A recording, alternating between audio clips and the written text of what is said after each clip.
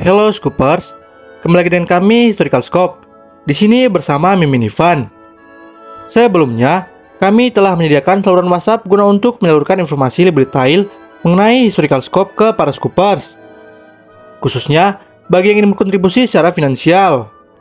Karena untuk membuat konten sejarah tentunya tidak dengan biaya yang sedikit, mulai dari riset, fasilitas editing, hingga biaya operasional. Kami Historical Scope juga akan membuka rekrutmen bagi siapa yang ingin bergabung dalam tim Historical Scope. Untuk rekrutmen tersebut, kami akan informasikan segera pada saluran WhatsApp. Jadi tunggu apa lagi? Kami menyediakan link saluran tersebut pada kolom deskripsi video ini. Pada part sebelumnya, kita telah membahas mengenai asal-usul nama Indonesia dan sebelum kedatangan bangsa asing ke tanah Nusantara. Jadi, bagi para Scoopers yang belum menonton video tersebut, alangkah baiknya menonton terlebih dahulu dan melanjutkan video kali ini.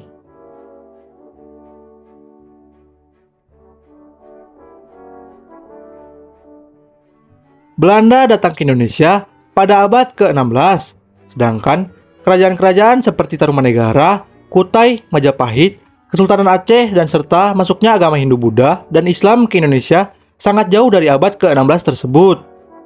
Untuk lebih detail mengenai kerajaan-kerajaan Nusantara dan awal masuknya agama ke Indonesia, semua itu sudah saya bahas pada part sebelumnya. Kita lanjut lagi. Belanda datang pertama kali di tanah Nusantara pada abad ke-16 yang ternyata tidak langsung menjajah. Pada saat itu juga, proses penjajahan bangsa Belanda bertipe ekspansi. Ekspansi adalah suatu tindakan dengan tujuan menjadi lebih besar atau dalam artian lain dapat menjadi luas.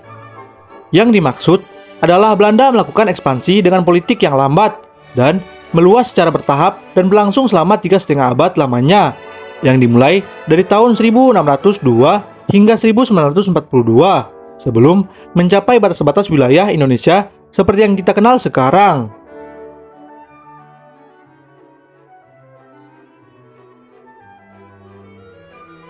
Mari kita mengenal VOC. VOC merupakan persekutuan dagang Belanda untuk memonopoli perdagangan yang ada di Asia, salah satunya di Nusantara setelah runtuhnya Kesultanan Mataram. Kesultanan Mataram adalah negara yang berbentuk kesultanan di Jawa, tepatnya pada abad ke-16 Masehi. Namun, kesultanan tersebut akhirnya menjadi negara berdaulat di akhir abad ke-16 Masehi yang dipimpin oleh dinasti Wangsa Mataram. Sepanjang abad ke-16 Masehi, kerajaan tersebut menuai puncak kejayaan di bawah pemerintahan Anya Karakusuma yang menjadi salah satu kesultanan terkuat di Pulau Jawa akibat menyatukan sebagian besar Pulau Jawa, Madura, dan Sukanda, atau yang lebih dikenal sekarang adalah Kalimantan Barat. Kita lanjut lagi dengan VOC. VOC dibentuk sejak tanggal 20 Maret tahun 1602 dengan kepanjangan Verenigde Oostindische Compagnie dengan singkatan VOC. VOC adalah salah satu kongsi dagang terbesar di Nusantara. Mereka menjadi salah satu dari kekuatan Belanda untuk menetap dan berkuasa di tanah Nusantara. Namun, VOC akhirnya pun runtuh akibat banyaknya korupsi, manajemen yang buruk, dan persaingan yang erat dengan East India Company, sebuah persekutuan dagang yang sama seperti VOC, tetapi mereka berbasis di India. VOC runtuh menjelang akhir abad ke-18, tepat pada tahun 1796, yang akhirnya persekutuan dagang tersebut dinasionalisasikan oleh pemerintahan Belanda. Pada tahun 1806 dan 1815, ketika Prancis menduduki Belanda, aset-aset tersebut dipindahkan ke tangan Inggris. Selain VOC, ada pula beberapa bentuk penindasan yang dilakukan oleh Belanda, seperti tanam paksa, kerja rodi, dan membentuk perekonomian kapitalis. Mari kita akan kupas satu persatu. Tanam paksa atau dengan nama lain adalah kultur stelsel merupakan sebuah peraturan yang mewajibkan setiap desa menyisihkan tanahnya sebesar 20% untuk ditanami komoditas ekspor khususnya kopi, tebu, teh, dan tarum atau lebih dikenal dengan istilah nila. Peraturan tersebut terjadi pada tahun 1830 hingga 1850 oleh Gubernur Jenderal Van den Bosch. Selanjutnya, suatu praktik kerja rodi. Kerja rodi atau dalam nama lain dikenal dengan Herendiensten adalah suatu jenis kerja paksa yang diterapkan oleh pemerintahan kolonial yang berupa pengerahan rakyat untuk membangun infrastruktur sipil atau militer demi kepentingan pengekalan oleh pemerintahan kolonial itu sendiri.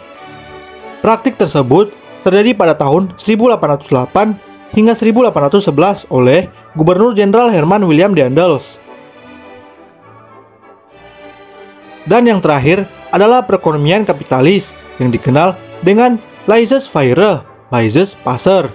Praktik tersebut adalah sebuah frasa dalam bahasa Prancis yang berarti biarkan terjadi. Secara harfiah, artinya biarkan berbuat.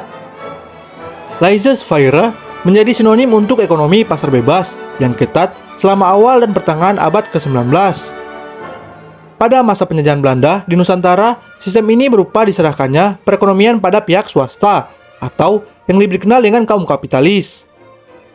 Kebijakan ini dilakukan atas desakan kaum humanis Belanda yang pada akhirnya menimbulkan penderitaan yang tidak layak. Praktik tersebut terjadi pada tahun 1900 hingga 1942 oleh pemerintah Hindia Belanda. Itulah beberapa praktik penjajahan bangsa Belanda di Pulau Nusantara.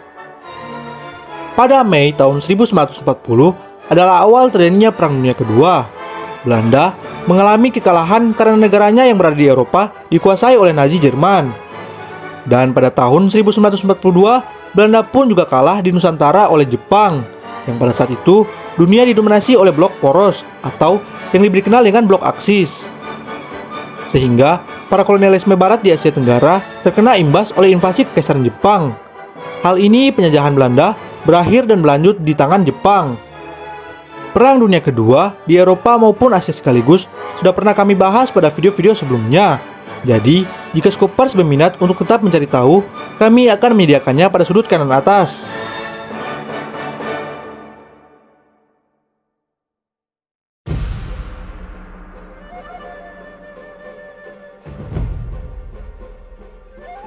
Pada Mei tahun 1940 adalah awal meletusnya Perang Dunia Kedua. Negara Belanda akhirnya pun diduduki oleh Jerman Nazi di Eropa.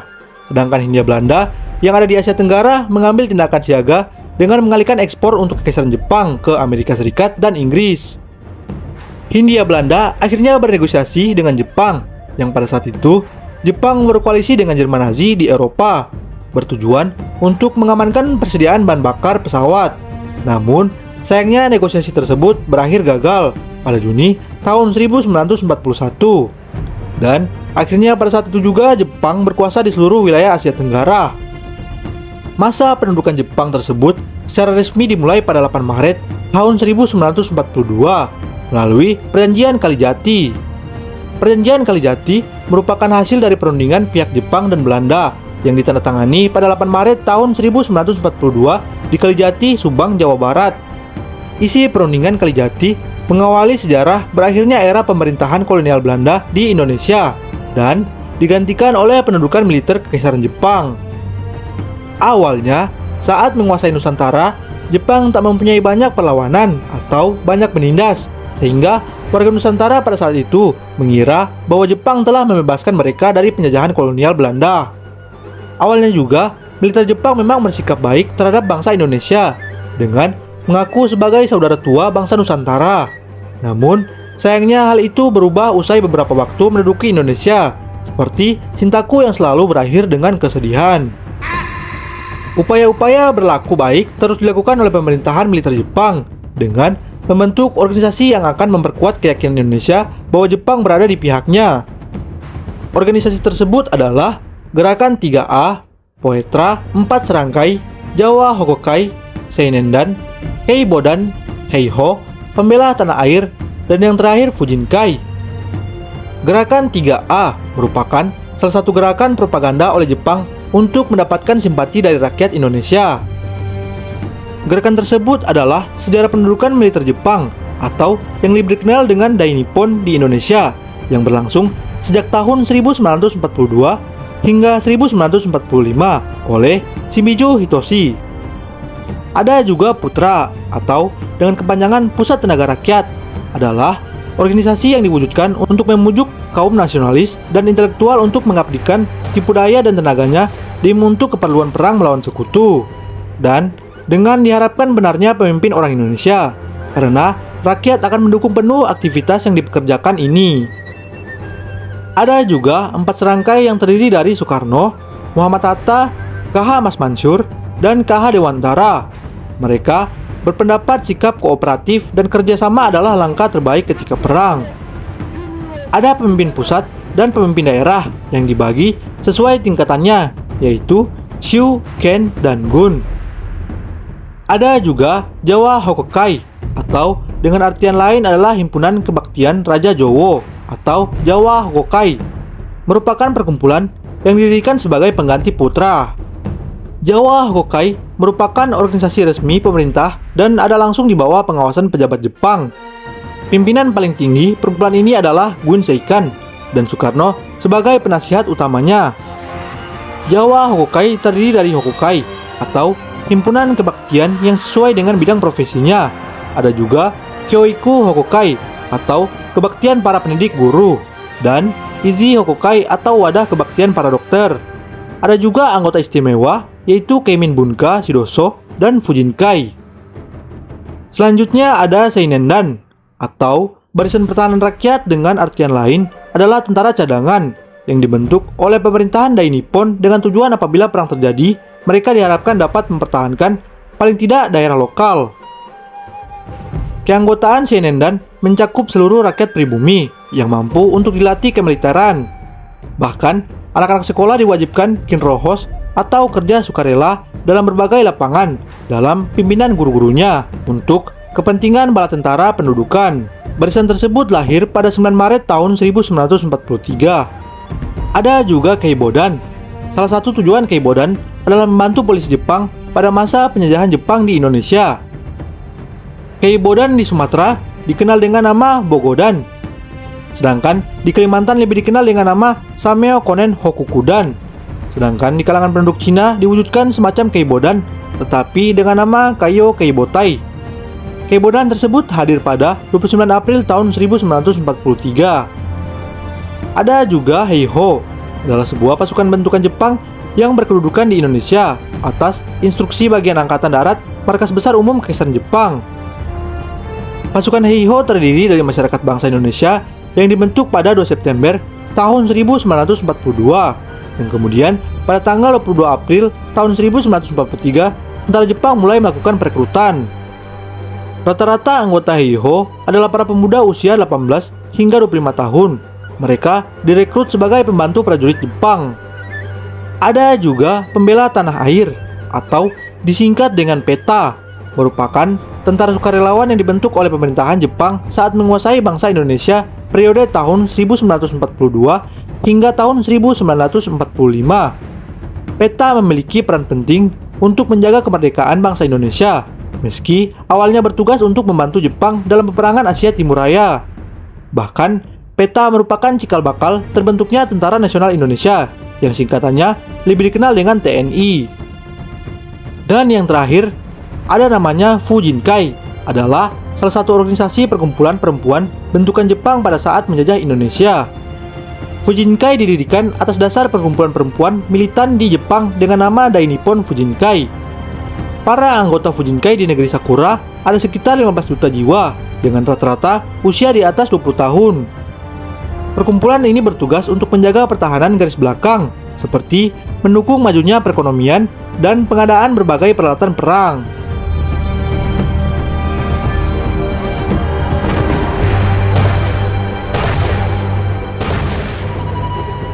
Mungkin hanya itu dulu untuk pembahasan kita kali ini, mulai dari keadaan Indonesia atau saat itu Nusantara di bawah bangsa penjajahan kolonial Belanda yang akhirnya digantikan dengan Jepang karena imbas dari konflik pada Perang Dunia Kedua, hingga Jepang membentuk organisasi perkumpulan demi untuk mempropaganda masyarakat Nusantara kala itu.